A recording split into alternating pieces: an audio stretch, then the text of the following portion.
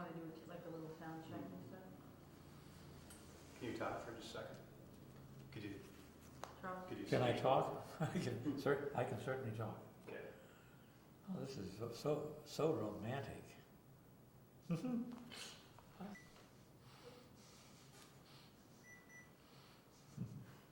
Okay, we good? All right.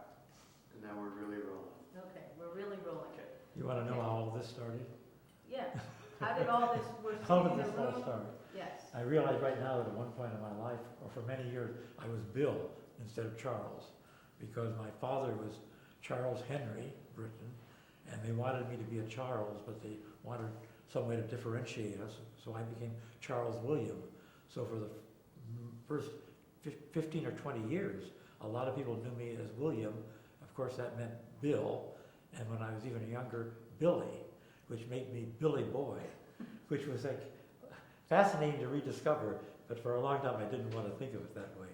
And I recently found my copy of Alice in Wonderland that my sister Frances had given me when I was 6 years old, said, "To Billy Boy," or to Brother Billy Boy, or something like that. And at some point I became Charles, which sounds to me a little more grown up. But I was born in Cedar Rapids, Iowa, about a 70,000 population town in the middle of cornfields. That's corn is the Iowa symbol. And corn and packing plants and a sort of view of the world when you're a young man in Iowa, your view of where you can go is Chicago, because that's comprehensible. New York and San Francisco maybe exist. It's either go to Chicago or join the Navy.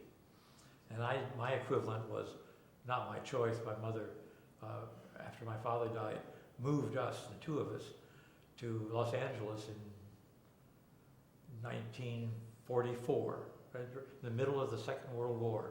She just decided to start a new life and left Iowa behind, left my stamp collection behind, the only thing I really have much grievance about. I didn't mind leaving the clarinet behind, but my stamp collection keeps coming to my mind. I had a very good childhood.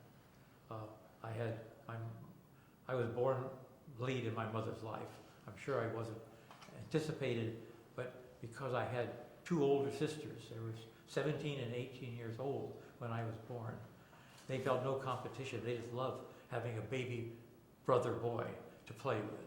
And so I had my mother, who was less stressed because she had her daughters. I got three loving women in my life, which predisposed me to enjoy the world. Yeah. And for a long time I thought women were just perfect.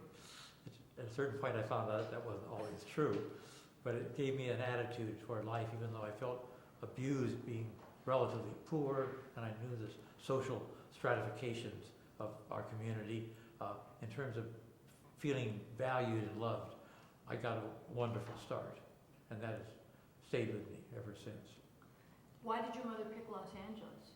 This is kind of hard to believe, both my parents were from farm families, and they were the educated members of their families, which meant they went to teacher training school, which is I guess the equivalent of college, not universities, and they became teachers. And she, before she got married, my mother, wanted a fling. So she and a friend she was living in Illinois at the time, came to Los Angeles, came to California, like in 1904, I believe. It's kind of hard to think of this as current history, but it was. And she spent like 6 months. She and her friend spent 6 months in California. She made friends at that time, in 1904, who still existed as friends in 1944. And so when she decided to change her life, to leave everything behind, because with my father dead and her social status vanished, here was a chance to start again, and she had friends in Los Angeles who let us live in their garage. And it was kind of an adventure. Take a train during the middle of a war to a new city. I went to Fairfax High School in 11th grade, which was culture shock. So that was the first time when you came, when you were in 11th grade, when you were in high school? Mm-hmm, yes, and I suddenly wasn't the smartest kid in the class anymore. That was unusual. I'd never seen a delicatessen.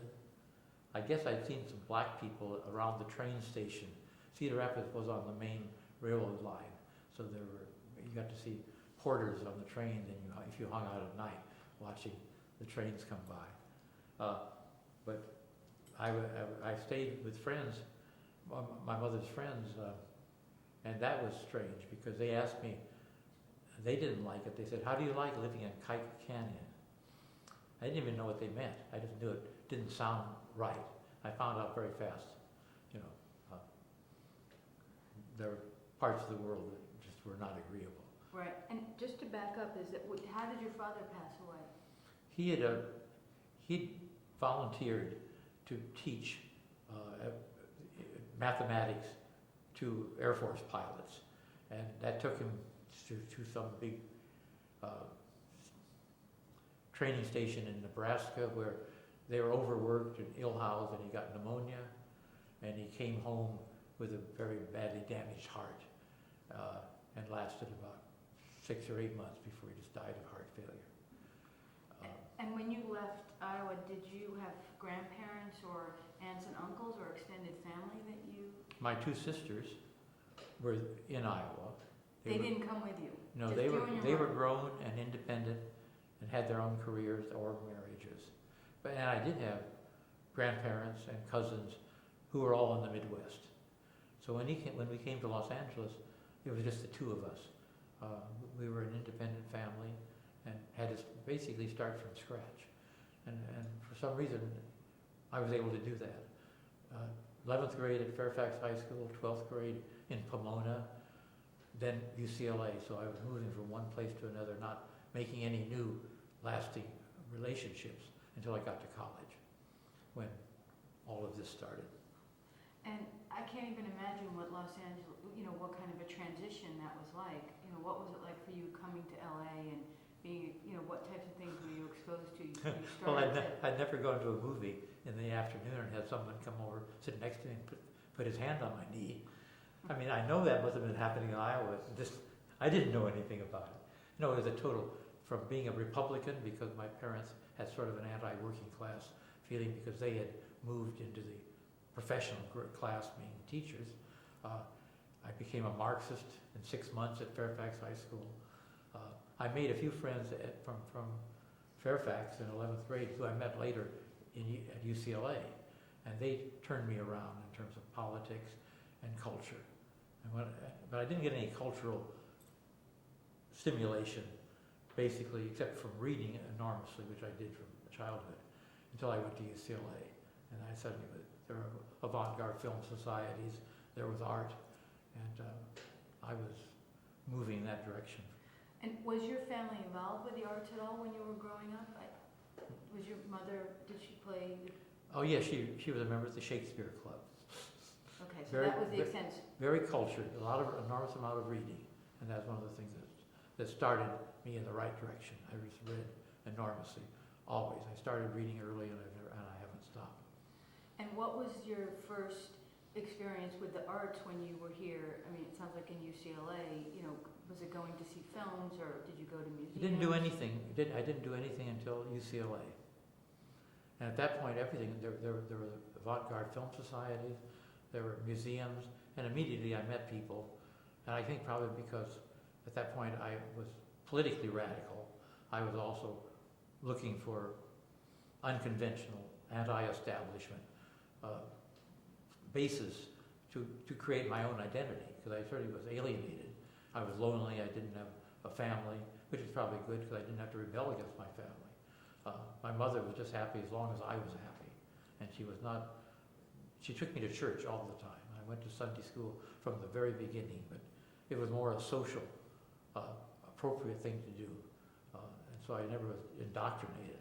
I was just exposed to every year a different church. At one point we were high Episcopal, and I got to swing the censer and the incense. I liked that. That was fun. Ritualistic. Yes, and there was a sensual thing about all the garments and the robes and stuff. And when you enrolled at UCLA, what was your what was your major? I was going to be a Studying. journalist because in 12th grade, I was editor of the school paper, and I won scholarships both at USC and at UCLA. But I didn't really know what I wanted to do. I just knew it was going to be challenging the rules, but I didn't really know what that meant exactly. And were you involved, did you used to go to the Coronet Theater? Coronet was like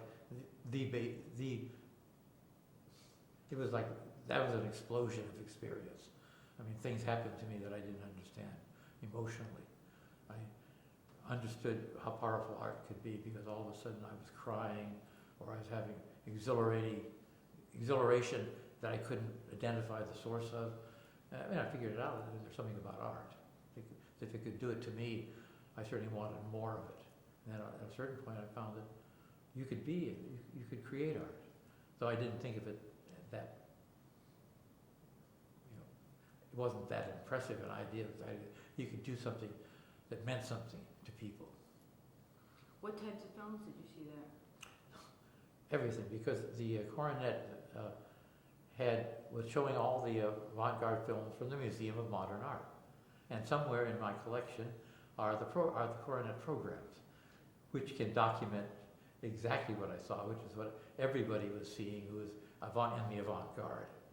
And that was, and a lot of European, and the Carl Dreyer's The Passion of Joan of Arc was like one of those things that did it for me. I mean, I never had an experience like that. I mean, somebody explained to me later, it's just watching a woman in bondage.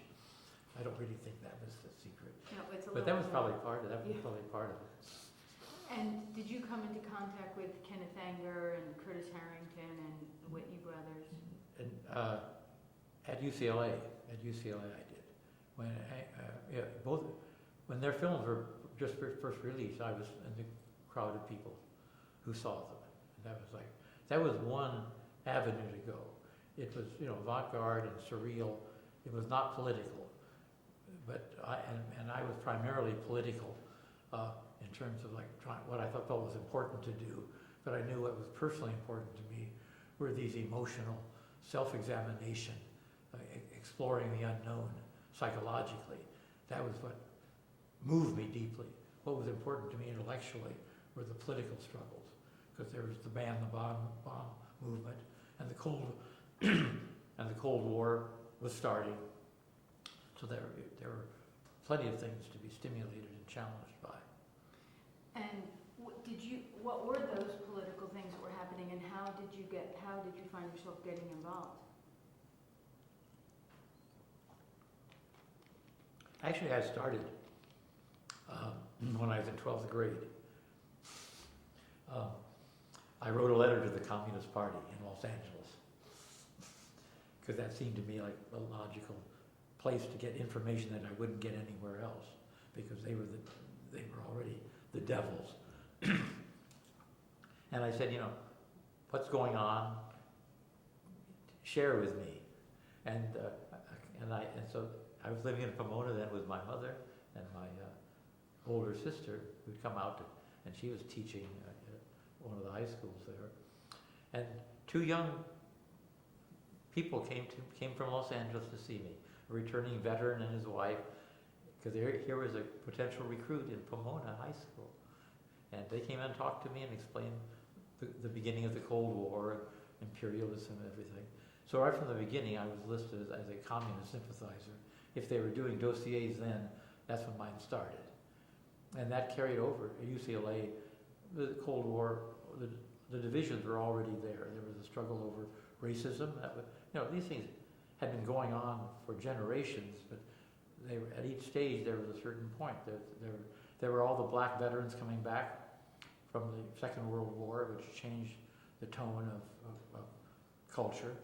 And there were also the fact that veterans were coming back. They were still young, and they'd been in Europe, and they'd been in Asia, and they brought a level of sophistication and knowledge that you couldn't have gotten in normal college years. So there were the struggles. The ban the bomb movement was big.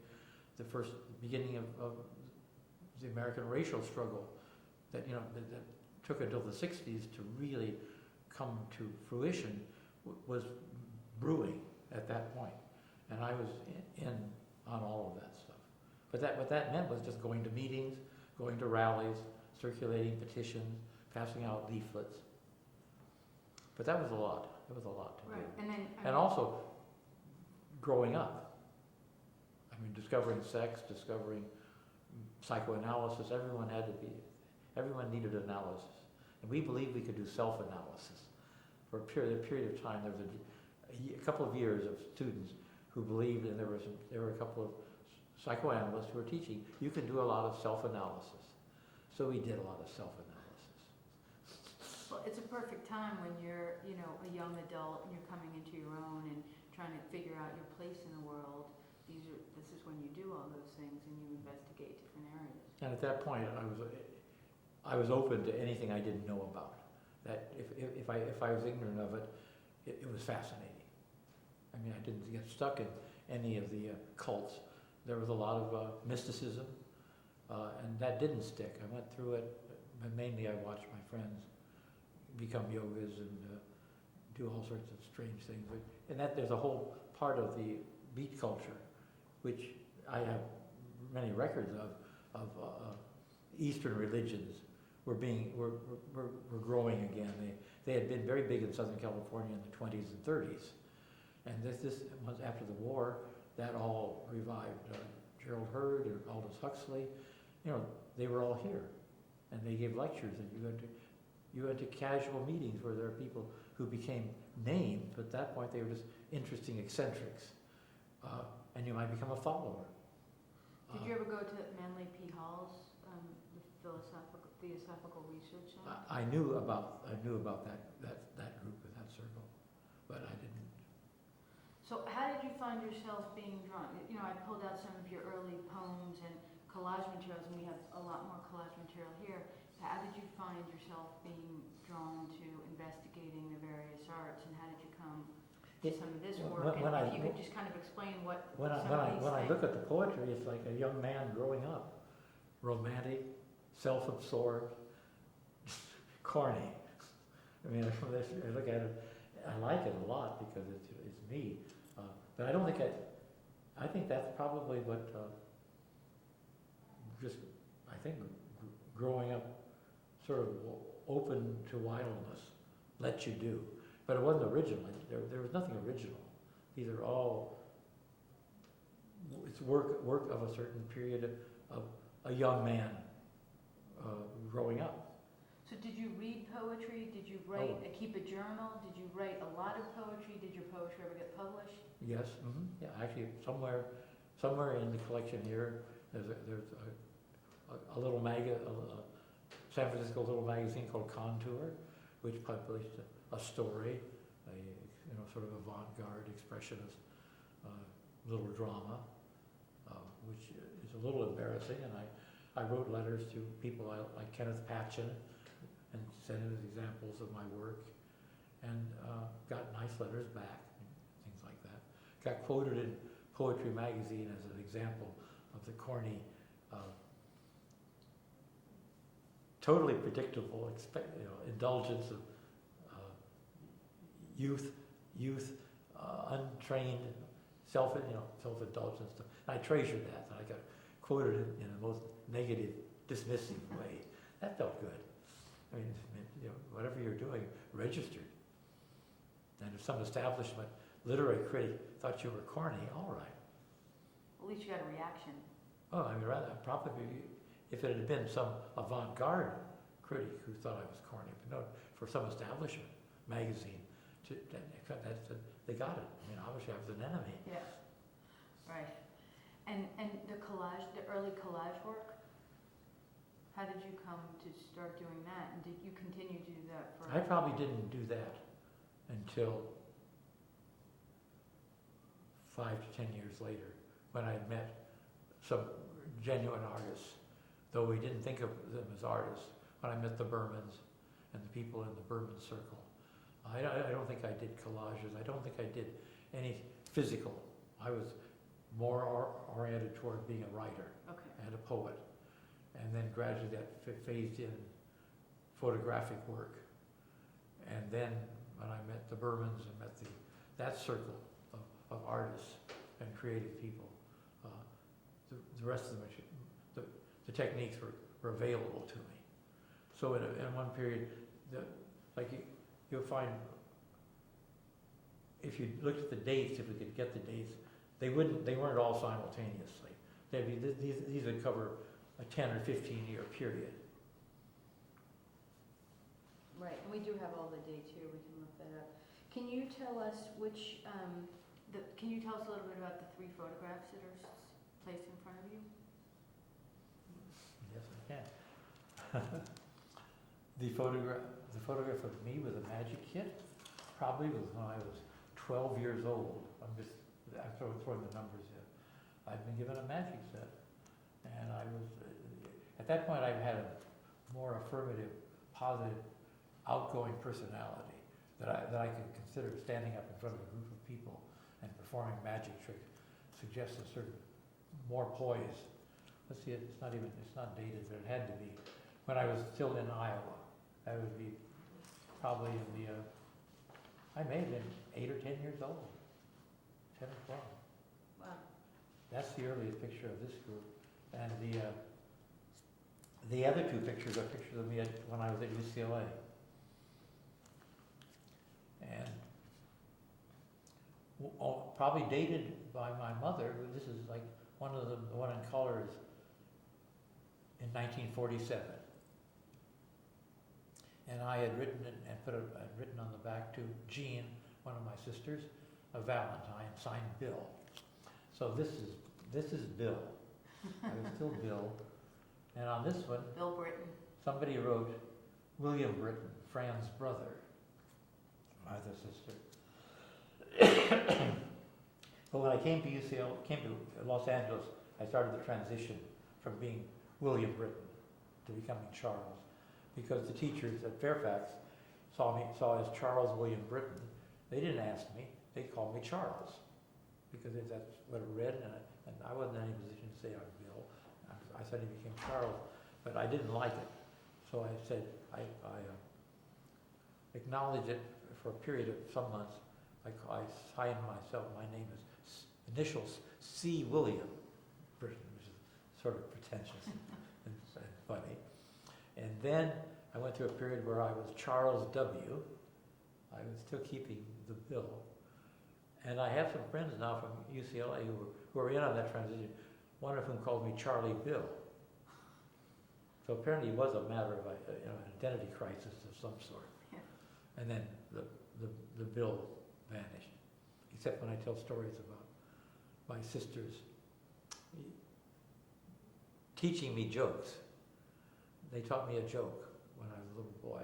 I had very bright red hair most of my life, and very bright when I was maybe 5 or 6 years old. And they taught me a joke which I participated in, not knowing what it was. They taught me to answer a question which they generally had their boyfriends pose to me. Where did you get your red hair, Billy? And I would say, they taught, from the Iceman. Now, that reflects the days before people had refrigerators. You had chunks of ice delivered by the Iceman with his tongs and his 25-pound blocks of ice. And everybody thought that was very glorious. And it was only much later in life that I realized what the joke was all about. Right, yes, visiting your mom, the Iceman or the Milkman. And I realized my sisters were pretty racy. I didn't realize, how fast that crowd was. That's when they had rumble seats in their roadsters then, and I got to ride in the rumble seat when one of my sisters and their boyfriend were to take me out for a ride. But I was in the rumble seat and they were in the front seat. Cool. So how did you first come to photography? When were you, were there shows that you saw? Like, when did you start thinking, was it part of It was probably journalism? it was probably at UCLA when I realized I didn't have, and I watched people making experimental films, and I saw that they needed a little more financial resources and a better support group in order to put together making a personal experimental film. It just took more. Nowadays, with digital and the equipment's available, I probably would have said I could probably do it too. but I felt not that confident. But I knew I could take still photographs. It didn't require getting a crew together, didn't require doing anything. You could do it in a solitary nature. And that was at UCLA. And so that was less out of the journalistic studies, but more out of the artistic, experimental, avant-garde film experience. Yes, and it was being around. Took a number of film courses, which I felt very good about. But I just knew when I saw the people who were able to make experimental film that I just didn't have that confidence. But I did feel good about taking still photographs. And so, do you remember when you got your first camera and the things that you started to photograph? It was in UCLA, at UCLA, well, probably 1947 or 48. Totally inadequate, but and that's when I was still seeing myself as a writer. And so gradually, took a 4 or 5 year period to realize I needed good equipment in order to get the results, because I was comparing my work with Edward Weston and Paul Strand and people like that, and that wasn't very encouraging. So what were your first subjects, and did you develop your own material? I photographed, dead birds on the beach.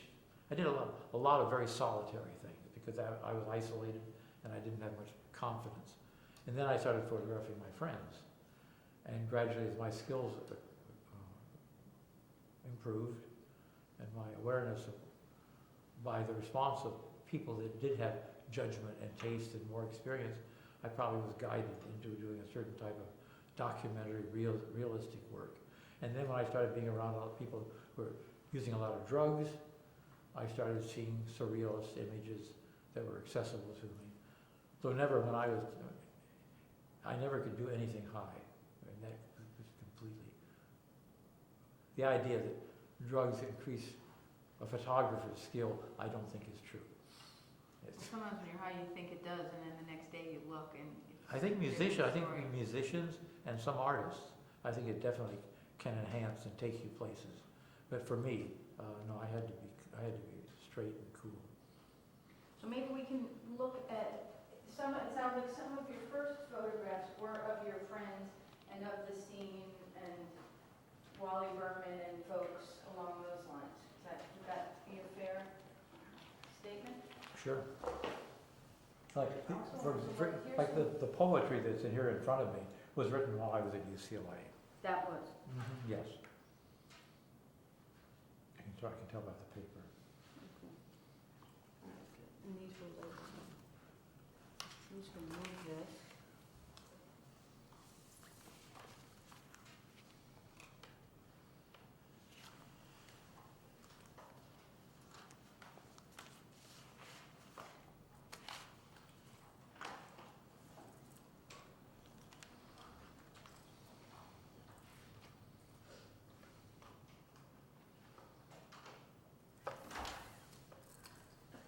Phew.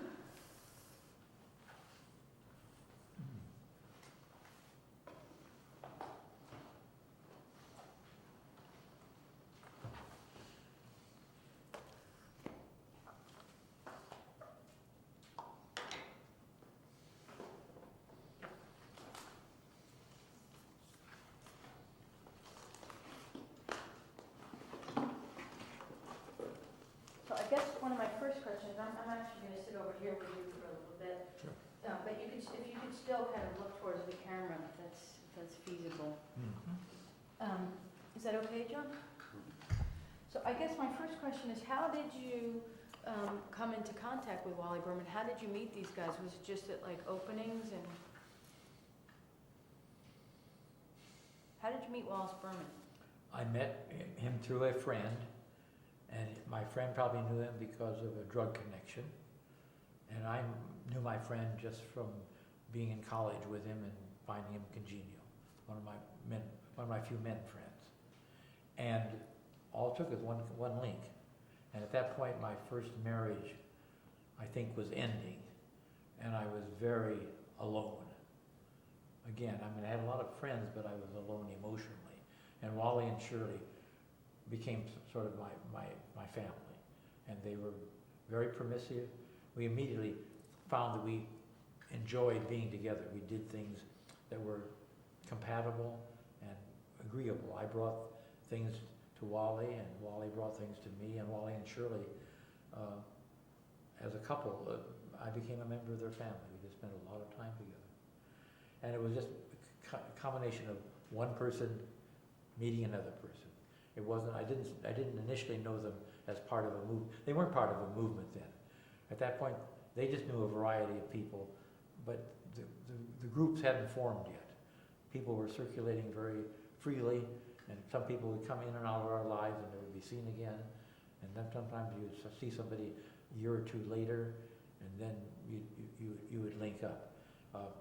It was all in it was a very formative period. When you look back at everybody's life history, the 1950s, you could see the basis of the movements that became solidified and clearly identifiable in the 10, 15, 20 years later, but they hadn't shaped up yet. And what type of person was he? What was it?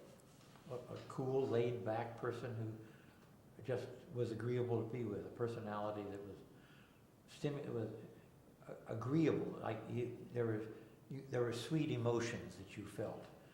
He wasn't a guru. He didn't present himself as being wise.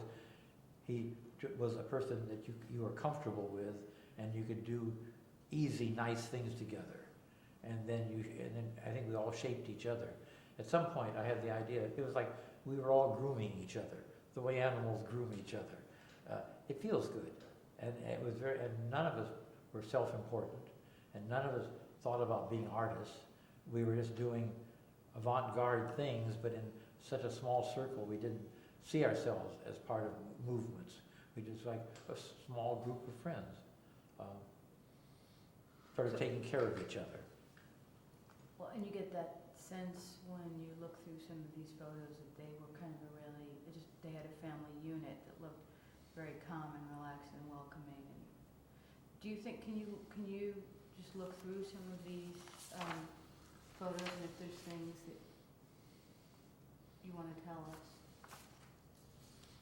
That was very funny. That's a really intimate moment for me. We were doing things like an extended family. Here's Shirley cutting Wally's hair. Shirley's brother Donald was going to beautician school, and he was practicing on all of us.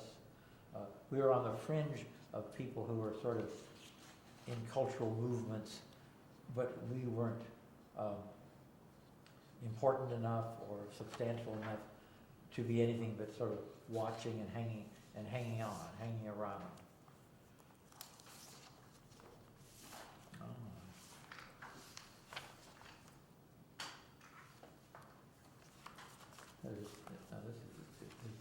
There's just too much. Right, so what I thought was maybe I could pick out a couple of things.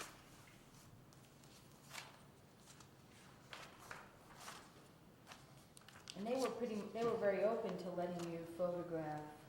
Oh, there was no self-consciousness. Well, you can sort of see, these are like family pictures, like nothing posed. The kids are there, no one's dressed up, people are sitting on the floor. Just hanging out. Yes. Mm-hmm. And did they live in Venice? So they lived in Beverly Glen. Okay. They had a house on the hillside in Beverly Glen. But these streets in Venice are views outside. I lived on Speedway in Venice before the marina existed. And that was sort of the end of the world, the end of Los Angeles. It was empty. And in those photographs, Venice seemed so remote.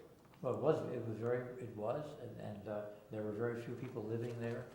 It was very, very quiet the first year. Later, after the beatnik movement was identified, it became, sort of over publicized. But at this point, it really was the end of the world. It felt quiet and it felt safe. What did you guys, when Larry Lipton wrote his book, I mean, was there kind of a movement against that, thinking like this is kind of silly, or that we're not part of this? Or? Well, we knew we weren't part of it because that was very promotional.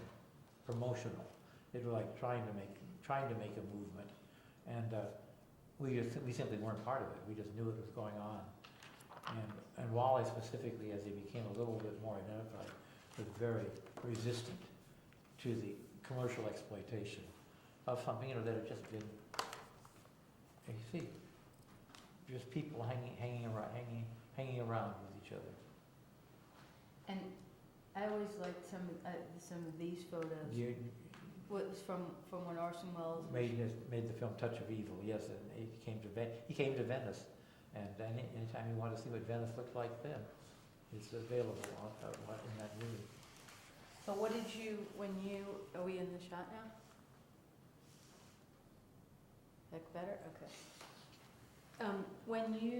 How did you even know that they were shooting? Did you look out your window where there are huge lights and things? Yes. And in fact, Wally and I would be working in the dark room, my dark room, and we'd watch the lights when they were shooting in the canals with the oil wells. Well, of course, it wasn't that crowded. I mean, you just knew if a film was being shot anywhere within 5 miles, you would spot it and you would pay attention.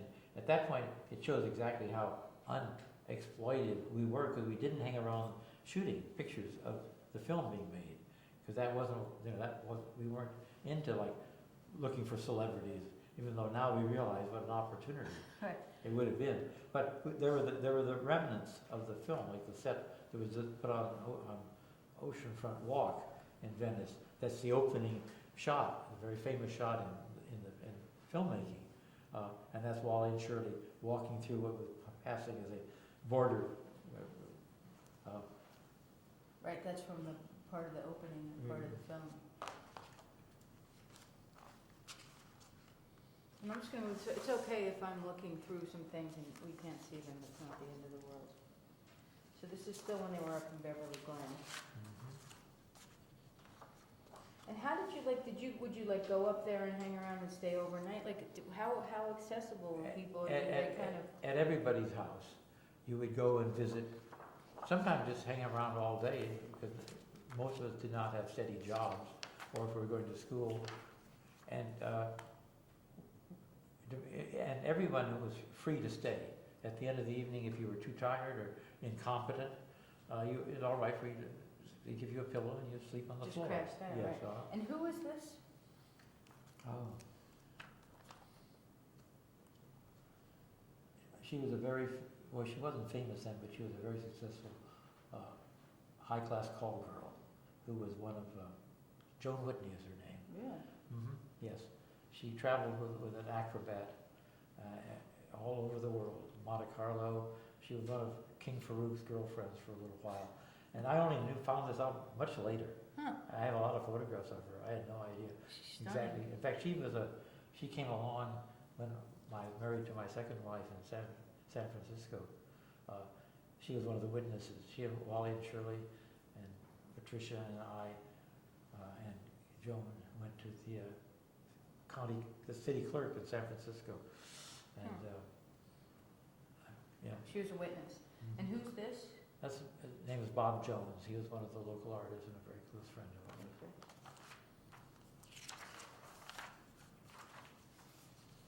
She's really so photogenic.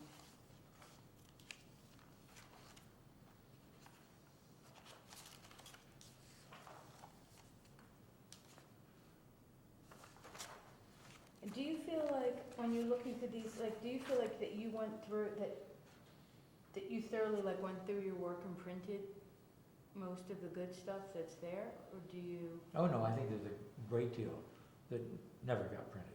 So you would go back just on a. I would just generally do, at the time, I would make prints to share with people. I mean, no one was exhibiting, no one was playing with, but we would essentially exhibited by giving our work to each other, and then it would be on each other's walls. And occasionally, in later years, I went back and made prints when people began to be interested. But at the time, there was always something new, and so we were not thinking of creating works of art. You were We were creating little pleasures to share with each other. And people would bring little sculptures or big sculptures.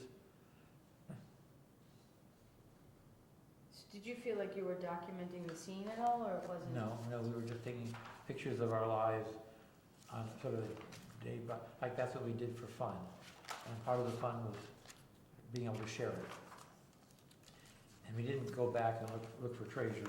I mean, people subsequently have, and because people wanted it, while I was printing my work, I did print a lot of things because people were saying, oh, has become important, interesting work. But that was always somebody else's imperative, not my own. Because I was always doing new things. And by that time, I was doing a lot of political work, and that had its own imperative. You know, there were trials to document and demonstrations that had to be covered. And once something was passed, you didn't go back until somebody else told you it was important because you were doing something new. Right. Did you guys want to change, are we close to changing the tape? Where was this one from? That was the Sindel Gallery, Walter Hopp's first exhibition space in Brentwood. And that was probably Artie Richards' exhibition. And at that point, that was the beginning of people started thinking of themselves as being in the art world. And I can't actually give a time frame for that happening, but that probably was the significance of Walter and Ed Keenholz on the art scene, and the way it affected the circle of friends that I had.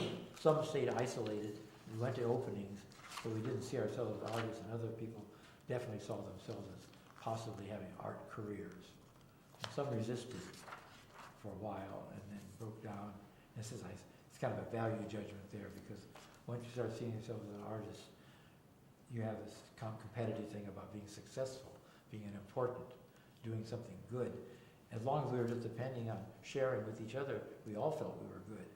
And then all of a sudden we were exposed to the marketplace, and that created a lot of difficulty for people, because not everybody succeeds. And the moment you start seeing yourself ranked, a different psychology comes about. Right, well, the competition just changes the entire environment. And people stop being friends. They start becoming competitors. Can we take a break? Yes, you guys gonna change the tape? And I can show you, this is the point when Wally, There's a Berman bus.